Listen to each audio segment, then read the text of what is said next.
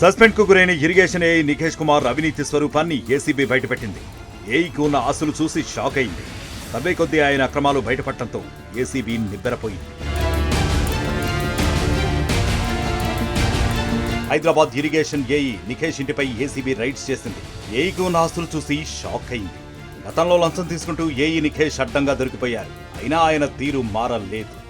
ఆయనపై ఫిర్యాదులు అందడంతో ఏకకాలంలో 30 చోట్ల ఏసీబీ అధికారులు తనిఖీలు చేశారు. ఆదాయానికి మించిన ఆస్తులు కలిగి ఉండటంతో ఏసీబీ సోదాలు చేసింది. నిఖేష్కు 150 కోట్ల రూపాయలు విలువ చేసే ఆస్తులు ఉన్నట్లు గుర్తించింది ఏసీబీ. నిఖేష్ పలు చోట్ల ఫామ్ హౌస్లు, వ్యవసాయ భూములు, ఇళ్లు, ఫ్లాట్లు, అపార్ట్మెంట్లు అక్రమంగా సంపాదించారని ఏసీబీ అనుమానిస్తోంది. రెడ్ హిల్స్లోని రంగారెడ్డి జిల్లా ఎస్సీ కార్యాలయంలో ₹1,00,000 లంచం తీసుకుంటూ నిఖేష్ గతంలో ఏసీబీకి పట్టుబడ్డాడు. ఒక అనుమతి కోసం దరఖాస్తుదారు నుంచి ₹2.5 లక్షల డిమాండ్ చేశాడు.